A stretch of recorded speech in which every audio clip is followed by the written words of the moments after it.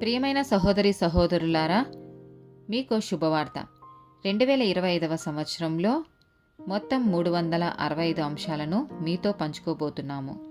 జనవరి 1వ తేదీ నుండి ప్రతిరోజు ఒక అంశము మరియు దానికి సంబంధించిన వాక్యమును పంచుకుంటాము.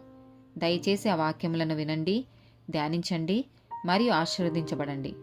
దయచేసి సబ్స్క్రైబ్ చేయండి మరియు మీ స్నేహితులతో పంచుకోండి. ధన్యవాదాలు.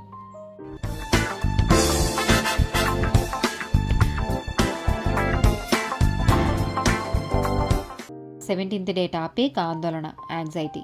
మత్తయి సువార్త 6వ అధ్యాయము 25 నుండి 34 వచనాలు.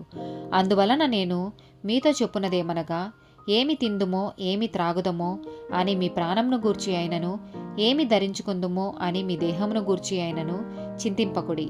ఆకాశ పక్షులను చూడుడి, అవి విత్తవు కోయవు, కొట్లలో కూర్చుకొనవు, అయినను మీ పరలోకపు తండ్రి వాటిని పోషించుచున్నాడు. మీరు వాటికంటే బహుశ్రేష్ఠులు కారా?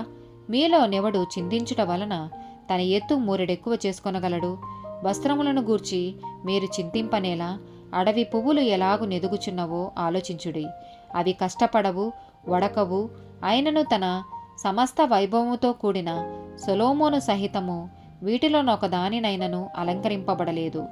నేడుండి రేపు పొయ్యిలో వేయబడు అడవి గడ్డిని దేవుడిలాగు అలంకరించిన ఎడల, అల్ప విశ్వాసులారా, మీకు మరీ నిశ్చయముగా వస్త్రములను ధరింపజేయును గదా. కాబట్టి ఏమి తిందుమో ఏమి త్రాగుదమో ఏమి ధరించుకొందుమో అని చింతింపకుడి. అన్యజనులు వీటన్నిటి విషయమై విచారింతురు. ఇవన్నీ మీకు కావలనని మీ పరలోకపు తండ్రికి తెలియను. కాబట్టి మీరు ఆయన రాజ్యమును నీతిని మొదట వెదకుడి, అప్పుడు అవన్నీ మీకు అనుగ్రహింపబడును. రేపటి గూర్చి చింతింపకుడి, రేపటి దినము దాని సంగతులను గూర్చి చింతించును. ఏనాటి కీడు ఆనాటికి చాలును. ఫిలిప్పీలకు రాసిన పత్రిక 4వ అధ్యాయము 6-7 వచనాలు. దేనిని గూర్చి చింతింపకుడి గాని ప్రతి విషయములోనూ ప్రార్థన విజ్ఞాపనముల చేత కృతజ్ఞతాపూర్వకంగా మీ విన్నపములను దేవునికి తెలియచేయుడి. అప్పుడు సమస్త జ్ఞానమునకు మించిన దేవుని సమాధానము యేసుక్రీస్తు వలన మీ హృదయములకును మీ తలంపులకును కావలియుండును.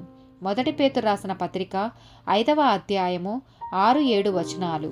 దేవుడు తగిన సమయమందు మిమ్మును హెచ్చించినట్లు ఆయన బలిష్టమైన చేతుల క్రింద దీన మనస్కులైయుండుడి. ఆయన మిమ్మును గూర్చి చింతించుచున్నాడు గనుక మీ చింత యావత్తు ఆయన మీద వేయుడి. సామెతల గ్రంథము 12వ అధ్యాయము 25వ వచనం. ఒకని హృదయములోని విచారము దాని కృంగజేయును, దయగల మాట దాని సంతోషపెట్టును. సామెతల గ్రంథము 17వ అధ్యాయము 22వ వచనం. సంతోషము గల మనస్సు ఆరోగ్య కారణము, నలిగిన మనస్సు ఎముకలను ఎండిపోజేయును. కీర్తనల గ్రంథము 37వ అధ్యాయము 3 నుండి 7 వచనాలు. యెహోవాయందు నమ్మికయుంచి మేలు చేయుము, దేశమందు నివసించి సత్యముననుసరించుము. యెహోవాను బట్టి సంతోషించుము, ఆయన నీ హృదయవాంఛలను తీర్చును. నీ మార్గమును యెహోవాకు అప్పగింపుము, నీవు ఆయనను నమ్ముకొనుము, ఆయన నీ కార్యము నెరవేర్చును. ఆయన వెలుగును వలె నీ నీతిని, మధ్యాహ్నము వలె నీ నిర్దోషత్వమును వెల్లడిపరచుము. యెహోవా ఎదుట మౌనముగా నుండి ఆయన కొరకు కనిపెట్టుకొనుము. తన మార్గమున వర్ధిల్లు వాని చూచి వ్యసనపడకుము, దురాలోచనలు నెరవేర్చుకొను వాని చూచి వ్యసనపడకుము. కీర్తనల గ్రంథము 43వ అధ్యాయము 5వ వచనం. నా ప్రాణమా, నీవేళ కృంగియున్నావు, నాలో నీవేళ తొందరపడుచున్నావు.